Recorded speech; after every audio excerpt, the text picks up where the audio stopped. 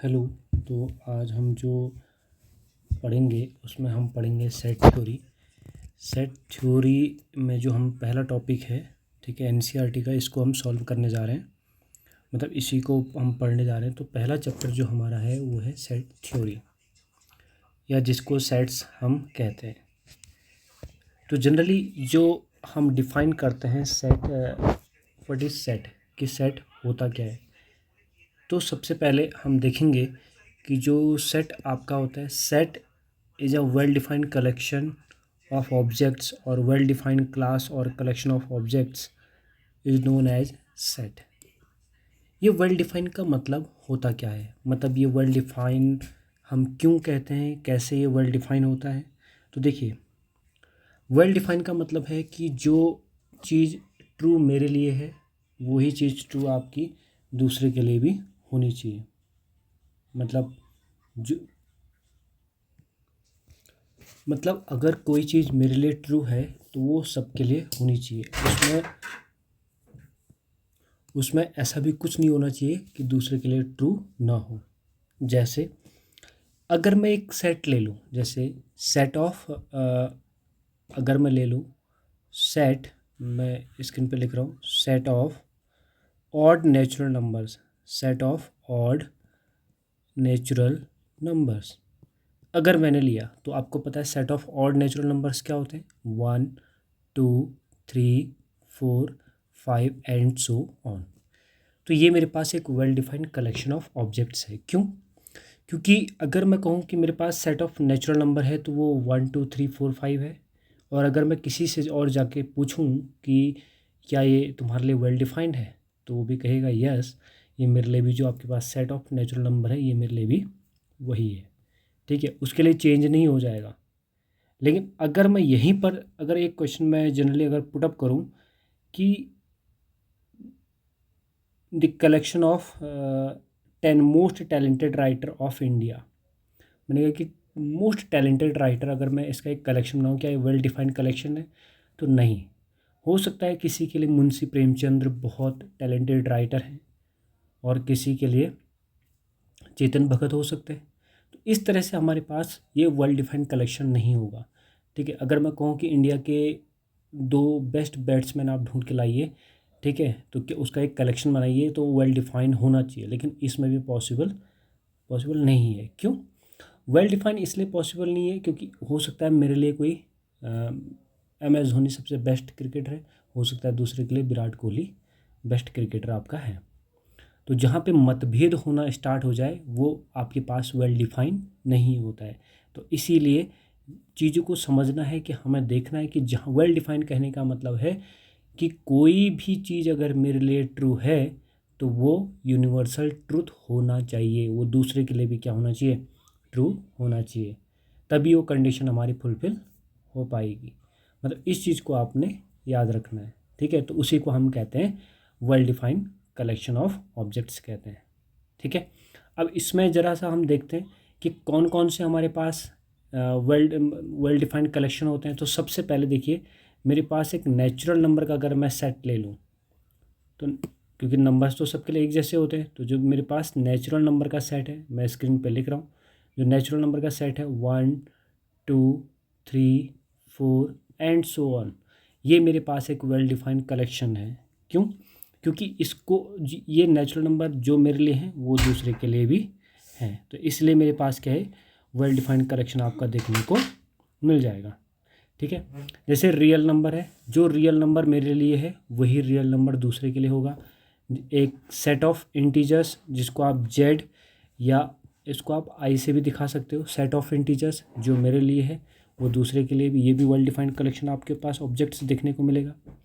Rational number जिसको हम Q से डिनोट करेंगे, ठीक है, तो ये भी क्या हो सकता है, वेल डिफाइंड कलेक्शन अगर मेरे लिए है तो दूसरे के लिए भी well defined collection of object हो सकता है। तो इस तरह से ये well defined collection of object होते हैं। तो इन चीज़ों को आपने ध्यान से देखना है कि कौन सी चीज़ well defined collection of object है और कौन सी नहीं। हाँ, तो इस तरह से ये well defined collection of objects हमें देखने को मिलेगा।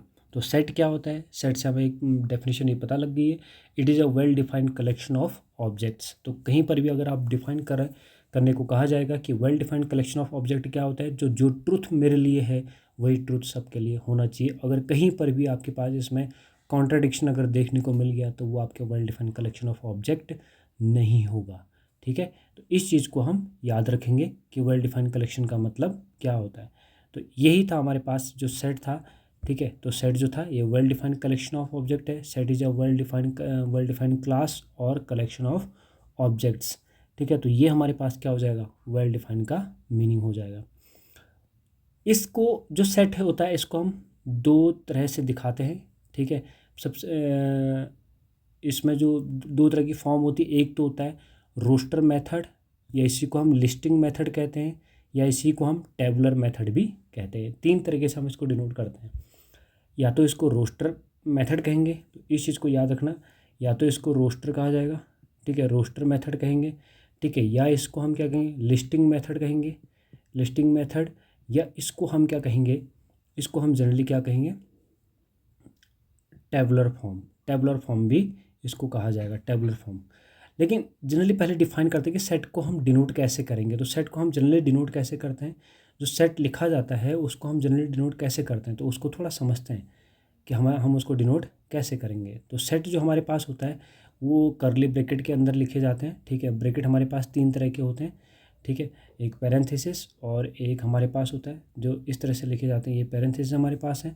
ठीक है, और अगर हमारे पास इस तरह से ये करली ब्रैकेट हो गए और एक स्क्वायर ब्रैकेट हमारे पास होता है, तो जो मिडिल में है इसका हम यूज़ करेंगे यहाँ पर सेट को डिफाइन करने के लिए। और सेट को जनरली जो हम डिफाइन करेंगे तो उसको हम जनरली कैपिटल लेटर्स जैसे कैपिटल ए, कैपिटल बी या कैपिटल सी, कुछ भी आप डिनोट करिए, कैपिटल लेटर से उसको डिनोट करेंगे। जैसे हम लिखेंगे ए और इस तरह से ब्रैकेट लिखेंगे, ये ब्रैकेट हमारे पास होगा और ये ब्रैकेट, और यहाँ पे जैसे मैंने 1 2 3 4 मैंने इस तरह से अगर लिख दिया एंड सो ऑन, तो यहाँ पर जो ये 1 2 3 आपके पास है, यहाँ पर जो आपके पास 1 2 3 जो 4 जो आपके पास देखने को मिल गया, इनको हम एलिमेंट ऑफ अ सेट ए बोलेंगे। ठीक है, यहाँ पर ये सेट ए के क्या होंगे, एलिमेंट होंगे। इस चीज़ को हमने याद रखना है कि जो हमारे पास 1 2 3 4 है ये क्या होंगे, इसके एलिमेंट्स होंगे। और सेट को हम किससे दिखाएंगे, करली ब्रैकेट के अंदर हम इसको शो करेंगे। ये जो मैंने करली ब्रैकेट लगाए हुए हैं, ठीक है, इस तरह से करली ब्रैकेट के अंदर इसको लिखेंगे। ठीक है, तो A is equal to curly bracket के अंदर जो भी चीज़ लिखा जाएगा तो इसको हम सेट इसे इस तरह से इसको डिफाइन करेंगे। ठीक है, और ये एलिमेंट है करके इसके अंदर जो एलिमेंट है इसको डिफाइन करने के लिए हम कैसे लिखेंगे, इसके अंदर ये एलिमेंट है करके, जैसे मान के चलिए मेरे पास 1 इसके अंदर लिखा गया, तो 1 को मैं क्या लिखूँगा, 1 इसको लिखूँगा मैं इस तरह से एक सिंबल यूज़ करेंगे 1, ये ई तरह का एक सिंबल यूज़ करेंगे, 1 बिलोंग्स टू कैपिटल ए। तो यहाँ पर ये बिलोंग्स टू का मतलब क्या होता है, बिलोंग करना, उसमें ये एग्जिस्ट करता है सेट ए में। तो इसको हम केवल ओनली ऐसा ही लिखेंगे, जो 1 लिखा हुआ है ऐसे हम 2 बिलोंग्स टू ए लिखेंगे। इसका मतलब क्या है, 1 एक एलिमेंट है किसका, कैपिटल ए का, 2 किसका एलिमेंट है, ए का एलिमेंट है, 3 बिलोंग्स टू ए, इसका मतलब क्या है, 3 किसका एलिमेंट है, ए का एलिमेंट है, 4 बिलोंग्स टू ए, इसका मतलब 4 किसका एलिमेंट है, ए का एलिमेंट है।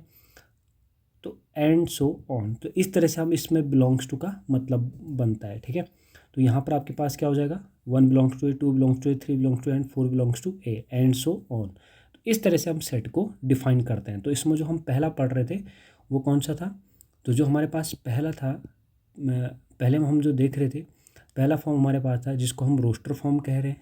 ठीक है, उसी को हम लिस्टिंग मेथड कह रहे हैं, उसी को हम टेबुलर फॉर्म भी कह रहे हैं। तो तीन तरह के हमने उसके नाम बताए। ठीक है, जो तीन तरह के नाम हैं वो कौन कौन से हैं, एक तो सबसे पहले हम उसमें देख रहे हैं उसको हम रोस्टर फॉर्म बोल रहे हैं, रोस्टर फॉर्म।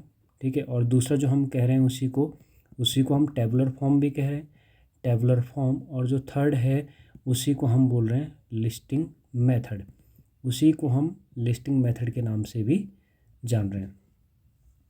तो इसको लिखते कैसे, जनरली मतलब लिस्ट के फॉर्म में दे देना, किसी चीज़ को आप लिस्ट के फॉर्म में दे दोगे। जैसे हमारे पास मैंने ए इज इक्वल टू करके लिखा, तो ए इज इक्वल टू मैंने इसके अंदर एक कर्ली ब्रैकेट लगाए और मैंने लिख दिया 1 2 3, इस तरह से मैंने लिख दिया, मतलब कॉमा से उन चीज़ को सेपरेट कर दिया। जैसे इसके एलिमेंट्स हैं 1 2 3, तो मैंने इनको सेपरेट करा है एक कॉमा से। ठीक है, एक कॉमा से इसको सेपरेट किया, तो कॉमा से सेपरेट करने का मतलब ये मैंने एक लिस्ट के फॉर्म में दे दी, मतलब कि जैसे 1 2 3 मैंने डायरेक्ट लिख दिया कि मेरे पास एक नंबर है, जो भी नंबर है उसके अंदर लिख दिया, एलिमेंट्स को मैंने उसके अंदर लिख दिया है, तो मेरे पास क्या हो जाएंगे, ये मेरे पास इस तरह से इसको मैं लिस्टिंग मेथड में इसको डिनोट करूँगा। ये हमारी पहली मेथड इसकी होती है जिसको हम बोलते हैं लिस्टिंग मेथड के नाम से इसको जाना जाता है। ठीक है, तो इसी तरह से हम लिस्टिंग मेथड को देखेंगे या रोस्टर मेथड को देखेंगे। तो क्या देखेंगे, in this method a set is described by listing elements separated by commas within braces, जो करली ब्रेसेस हमारे पास हैं। This set of vowels of English alphabet may be described as AEIOU। यहाँ पर जो आप देख रहे हैं AEIOU को जो डिफाइन किया गया है, ठीक है, उसको करली ब्रैकेट के अंदर लिखा गया है। जैसे set of even natural number लिख दिया, तो हमने क्या लिखा उसको 2 4 6 करके हमने लिख दिया। ठीक है, ठीक है, तो यहाँ पर जो डॉट डिनोट कर रहा है वो उसका मतलब होता है एंड सो ऑन, आगे को हम उसमें डिस्क्राइब कर सकते हैं। तो यहाँ पर इसी को हम कहते हैं लिस्टिंग मेथड। ठीक है, या लिस्टिंग मेथड या रोस्टर मेथड, या इसी को हम टेबुलर मेथड के नाम से भी जानते हैं। तो सेट को हम दो तरह से डिफाइन करते हैं। पहला मेथड तो हम जान चुके हैं कि रोस्टर मेथड, लिस्टिंग मेथड, या उसी को हम टेबुलर मेथड करें, तो तीन नाम से हम उसको पुकारते हैं, तो तीन वही चीज़ है। तो ये पहला हमारे पास मेथड था जो रोस्टर मेथड था। जो सेकंड मेथड होता है वो होता है सेट बिल्डर मेथड। ठीक है, सेट बिल्डर मेथड में क्या होता है देखते हैं। सेट बिल्डर मेथड में हमारे पास क्या होगा, सेट बिल्डर मेथड क्यों हम यूज़ करते हैं। सबसे पहले देखिए, अब हमने एक मैथ्स पढ़नी है, तो मैथ्स में हमें क्या करना है, कम चीज़ों में ज़्यादा चीज़ों को समझना है, कम चीज़ों में ज़्यादा चीज़ों को समझना है। तो हम वहाँ पे जो नोटेशन का यूज़ ज़्यादा करेंगे। तो यहाँ पर जैसे जैसे मैं एक सेट एक ले लेता हूँ, एक सेट मेरे पास कोई ए है, इसमें मैं ले लेता हूँ, मैंने लिखा यहाँ पर जो लिखा एक्स, एक्स मैंने लिखा, फिर यहाँ पे दो इस तरह से डॉट लगाए जाते हैं। ठीक है, कॉलन बोला जाता है इनको। ठीक है, तो इसका यहाँ पर जो मीनिंग हम पढ़ेंगे, इसको पढ़ेंगे सच that x, such that x is a natural number, x is a natural number. मैंने इस तरह से इसको लिखा। अब बताइए, अगर मैंने लिखा x is a natural number, तो इसका मतलब आप खुद समझ गए कि अगर मैं उसको रोस्टर फॉर्म में लिखने की कोशिश करता, तो ए इज इक्वल टू मैं क्या लिखता, 1 2 3 4, और कहाँ तक लिखता, मेरे को तो बहुत सारे लिखने पड़ते, या तो एंड सो ऑन लगा देता ऐसे करके। तो उसी को वर्डिंग में लिख देना, उसी को एक लैंग्वेज में लिख देना, उसी को हम क्या कहते हैं, सेट बिल्डर मेथड कहते हैं या सेट बिल्डर फॉर्म कहते हैं। इसका मतलब कभी कभी जो कॉलन की जगह यहाँ पर एक आपके पास इस तरह से एक लाइन ड्रॉ करी जाती है, उसका मीनिंग भी वही होता है। तो इसलिए आप ध्यान रखिएगा कि हमारे पास सेट बिल्डर मेथड क्या होता है, जो हमारे पास मतलब किसी भी चीज़ को अगर लिखा जाएगा तो उसको एक लैंग्वेज के फॉर्म में लिखा जाएगा। जैसे मान के चलिए आपके पास एक नंबर है 2 4 6 8 10 एंड सो ऑन, इस तरह से आपके पास एक नंबर है, कोई सेट ए है, ये आपने टेबुलर फॉर्म में इसको देखा है। अब इसको आपने सेट बिल्डर फॉर्म में लिखना है, तो सेट बिल्डर फॉर्म में कैसे लिखेंगे, सेट बिल्डर फॉर्म में आप इसको लिखेंगे ए इज इक्वल टू इस तरह से, और यहाँ पर लिखेंगे एक्स सच दैट, एक्स होगा, कैसा होगा उसके बारे में हम डिटेल देने जा रहे हैं। तो सच दैट का मतलब कैसा होगा, तो एक्स इज इक्वल टू मैं लिख देता हूँ 2n, x is equal to 2n। अब ये 2n क्या है, तो यहाँ पर मैं लिख दूंगा n बिलोंग्स टू का मतलब अभी जान चुके हैं ना, ये होगा आपका सेट ऑफ नेचुरल नंबर, मतलब कि n कोई जो स्मॉल n है, ये स्मॉल n जो है ये नेचुरल नंबर में से होगा, मतलब जो n की वैल्यू होगी ये 1 2 3 4 एंड सो ऑन होगी। अब इसकी वैल्यू आप पुट करते जाइए, अगर यहाँ पे 1 पुट करोगे तो एक्स इज इक्वल टू क्या मिलेगा, 2 इंटू 1, यानी क्या मिल जाएगा, 2 मिल जाएगा। अगर वहाँ पे 2 पुट किया होता तो 2 इंटू 2 कितना होता, यहाँ पर 4 मिल जाता, और x is equal to 2 into 3 करते तो कितना मिलता, 6 हमको देखने को मिल जाता। तो यहाँ पर देखिए ऊपर वाली लाइन में जो हमने लिखा है सेट बिल्डर फॉर्म में लिखा हुआ है, और सॉरी लिस्टिंग मेथड में लिखा हुआ है, और जो नीचे वाली लाइन है ये हमने किस में लिखा हुआ है, सेट बिल्डर फॉर्म में हमने लिखा हुआ है। तो मतलब किसी चीज़ को लैंग्वेज में लिख देना, वही हमारे पास क्या हो जाएगा, उसका सेट बिल्डर फॉर्म देखने को मिलेगा। तो यहाँ पर इसकी थोड़ा डेफिनेशन पढ़ लेते हैं। इन this method a set is described by a characterizing property p of x of its elements x. In such a case the set is described by x such that p of x holds, और x यहाँ पे एक arrow बना हम लिख देंगे, इस तरह से एक एरो बना लेंगे, p of x hold which is read as the set of all x such that p of x hold the symbol जो एक लाइन है और जो कॉलन है is read as such that, इसको हम किस नाम से जानेंगे, सच दैट के नाम से यहाँ पर जानेंगे। इसलिए हम यहाँ पर इसका कुछ नोटेशन को हम ज़रूर पढ़ेंगे। तो ये कुछ नोटेशन आपको पढ़ने बहुत ज़रूरी है। जो नोटेशन का यूज़ हम करने वाले हैं ये नोटेशन हमारे ही काम के हैं। तो इस तरह से हम पढ़ते हैं सेट बिल्डर मेथड। तो बहुत सारे हमारे पास देखो जैसे हमारे पास एक यहीं पर एक बन चुका है E is equal to x such that x is a natural number and x is equal to 2n और for n belongs to n। तो ये एक इवन नंबर के सेट को डिनोट करता है, इवन नंबर के सेट को डिनोट करेगा। क्यों? अगर n बिलोंग्स टू n है, यहाँ पर जो लिखा हुआ है n बिलोंग्स टू n मतलब एक नेचुरल नंबर के सेट में होगा। ठीक है, n की वैल्यू अगर आप नेचुरल नंबर दोगे तो 2 इंटू 1 रखोगे तो कितना आएगा, 2 इंटू 1 रखोगे तो 2 आपको देखने को मिलेगा। 2 इंटू 2 कितना हो जाएगा, ये आपको 4 देखने को मिलेगा। 2 इंटू 3 देखोगे तो कितना मिल जाएगा, 2 इंटू 3 करोगे तो ये 6 देखने को मिलेगा एंड सो ऑन। तो इस तरह से हमारे पास एक इवन नंबर का सेट हमारे पास है। अब देखिए कुछ इसके लिए हमें कुछ सिंबल को भी याद रखना चाहिए। जैसे पिछली क्लास में हमने पढ़ा है जो पहला सिंबल है इम्प्लाइज। इम्प्लाइज कैसे बनता है, इस तरह से इक्वल लगाया, देन उसके आगे क्रॉस इस तरह से हमने लगा दिया, ठीक है, एरो बना दिया, तो हमारे पास क्या हो जाएगा, ये इसका मीनिंग हो जाएगा इम्प्लाइज। बिलोंग्स टू का सिंबल जो दूसरा है, बिलोंग्स टू का सिंबल ये हमने बना दिया हुआ है सबसेट, और इसके बारे में हम अभी पढ़ेंगे। ठीक है, इसमें अभी हम देखेंगे थोड़ा सा बिलोंग्स टू का मतलब अगर बिलोंग नहीं कर रहा होगा तो उसको हम किस तरह से पढ़ेंगे, डज नॉट बिलोंग्स टू। जैसे मान के चले मेरे पास एक सेट है जिसमें लिखा हुआ है 1 2 3 4, इस तरह से मेरे पास लिखा हुआ है। अब इसमें मुझे पता है कि 5 तो इसमें है नहीं, तो मैं लिखूँगा 5 does not belongs to capital A. तो यहाँ पर इस तरह से इस नोटेशन का यूज किया जाएगा जहाँ पर ये आपको देखने को मिल रहा है। ठीक है, तो इस तरह से नोटेशन हम इसमें यूज करेंगे। तो इस तरह से हमारे पास ये बहुत सारे सेट होते हैं। अब इनके एग्जाम्पल के लिए हम कुछ चीज़ें देखते हैं। अब देखिए हमारे पास NCERT का जो एक्सरसाइज 1.1 है इसको हम सॉल्व करने जा रहे हैं। तो इसमें लिखा है which of the following are sets, justify your answer. तो पूछा कि सेट होगा या नहीं होगा, पहले इस चीज़ को हम देखते हैं। तो लिखा है the collection of all the months of a year beginning with letter जे।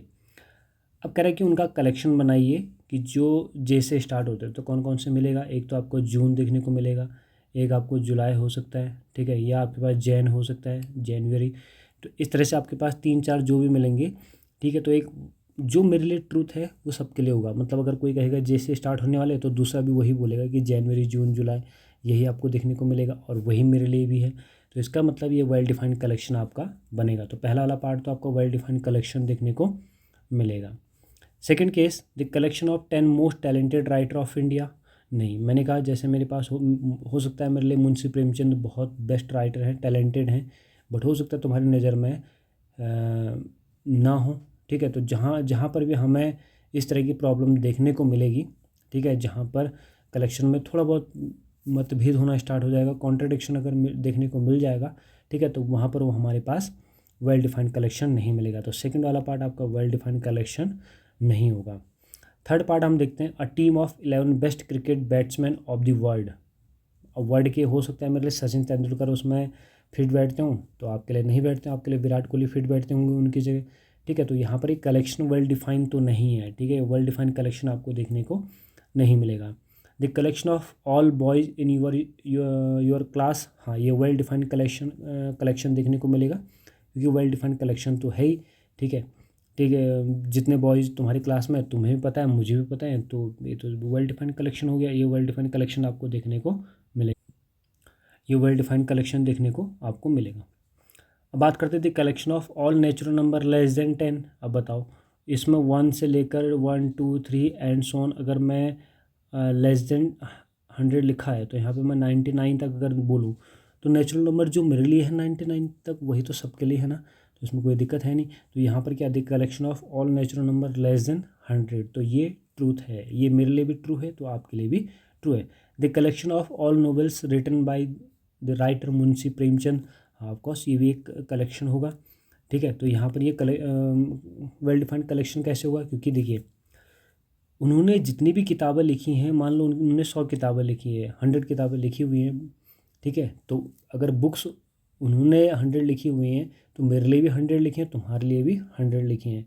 ठीक है, the collection of all novels written by the writer Munshi Premchand. Munshi Premchand ने जितनी भी बुक लिखी है तुम्हारे लिए भी वही है, मेरे लिए भी वही है। तो ये वेल डिफाइंड कलेक्शन आपको देखने को मिलेगा।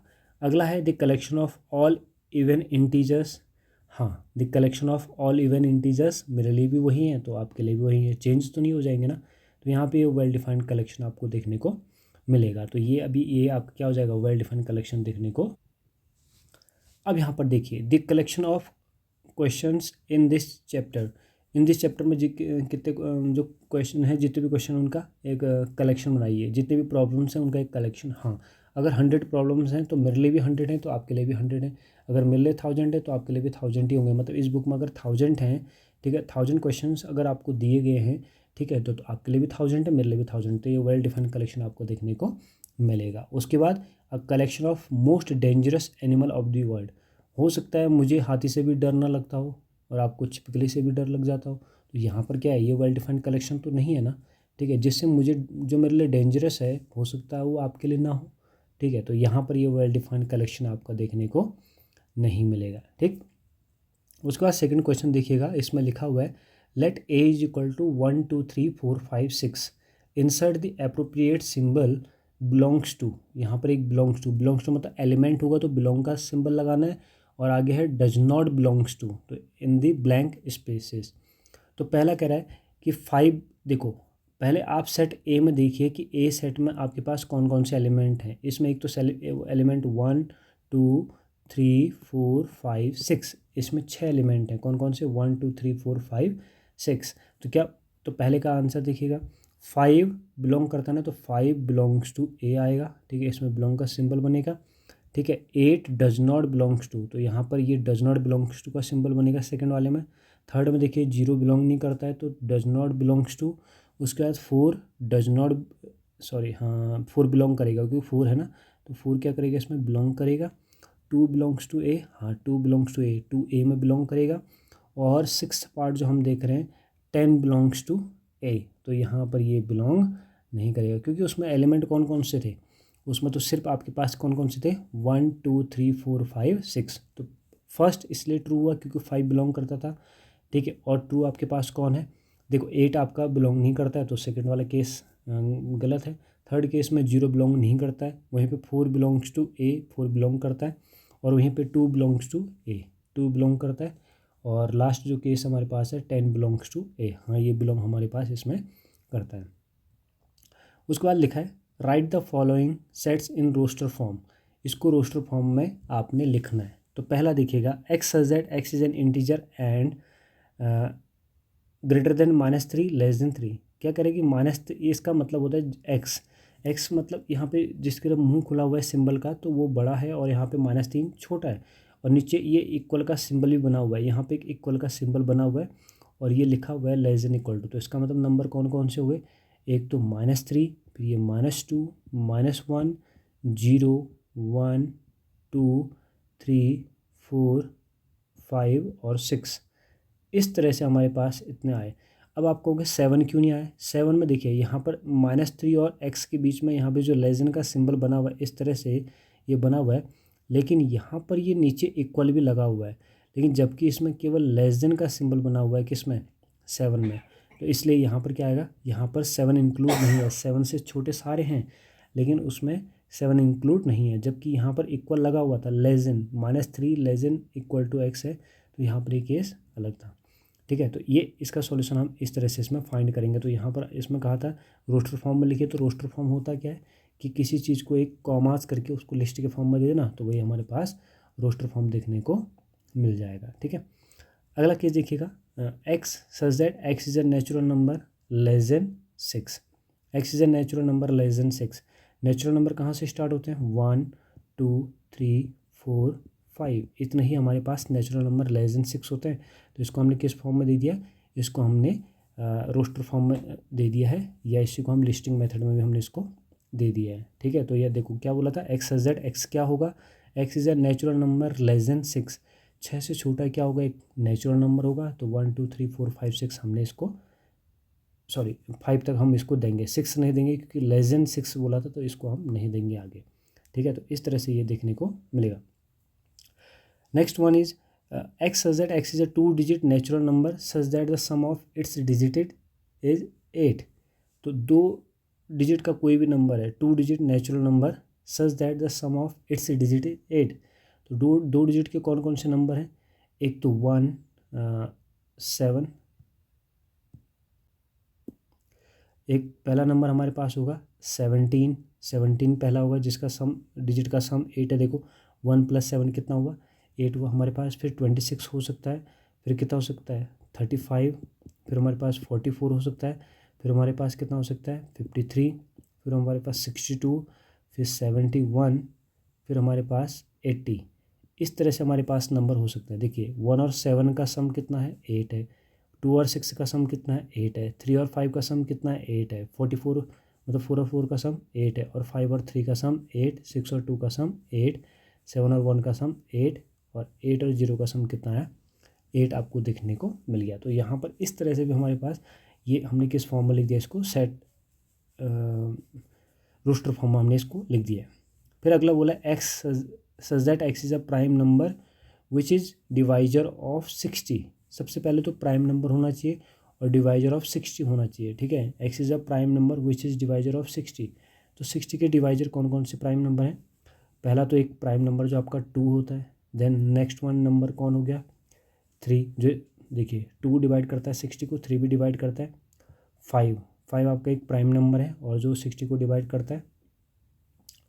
और कोई प्राइम नंबर है जो इसको डिवाइड करता है? आई थिंक नहीं, और कोई नंबर इसमें देखने को नहीं मिल रहा है। 2 है, 3 है, 5 है। देखो नेक्स्ट नंबर जो 7 होता है, 7 इसको डिवाइड नहीं करता है। उसके बाद 11 इसको डिवाइड 60 को डिवाइड नहीं करता है। नेक्स्ट वन 13 डिवाइड नहीं करता है। 17 डिवाइड नहीं करता है, ठीक है। 19 नहीं करता है, 23 नहीं करता है, ठीक है। और 27 नहीं करता डिवाइड, 31 नहीं करता है, तो 29 नहीं करता है। तो इस तरह से हमारे पास इतने नंबर तो मिल चुके हैं, बाकी नंबर हमें नहीं पता कि इसको डिवाइड करते हैं नहीं करते, लेकिन इतना मुझे कंफर्म है कि 2 3 5 इसमें इंक्लूड हो चुका है कि 3 मेरे पास प्राइम नंबर देखने को मिल चुके हैं। इसमें जो नेक्स्ट वन है, नेक्स्ट वन अगर आप देखेंगे तो इसमें लिखा है the set of all letters in the word trigonometry. अब देखो किसी भी एलिमेंट को सेट में आप रिपीट नहीं करोगे, किसी भी एलिमेंट को आप रिपीट नहीं करोगे, तो ये ध्यान रखना कि कोई भी एलिमेंट उसमें रिपीट नहीं होगा। तो देखो टी, उसके बाद R I G O N, O को आप रिपीट नहीं करेंगे, M E, T आपका रिपीट नहीं होगा, R रिपीट नहीं होगा, R रिपीट नहीं होगा,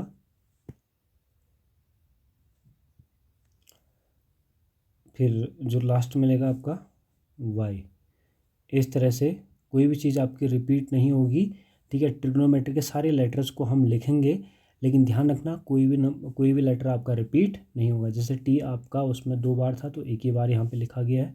आर वहाँ पर 2 बार था तो यहाँ पर एक ही बार लिखा गया। सेम ओ आपके पास वहाँ पे 2 बार था तो एक ही बार इसमें लिखा गया। तो इस तरह से ये आपके पास ट्रिगोन में इस तरह से आपको देखने को मिल जाएगा।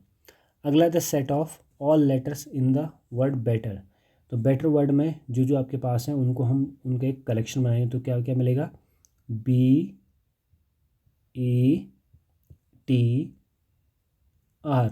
बाकी चीज़ें आपकी रिपीट हो रही हैं। देखो टी को आप एक ही बार लिखोगे, क्यों? क्योंकि 2 बार लिखा गया, और ई भी आपके पास 2 बार लिखा है तो इसको हम एक ही बार लिखेंगे। तो नेक्स्ट क्लास जो हमारी होगी उसको हम क्वेश्चन नंबर 4 से स्टार्ट करेंगे, ठीक है, और कुछ चीज़ों को लेकर और आगे बढ़ेंगे। Thank you.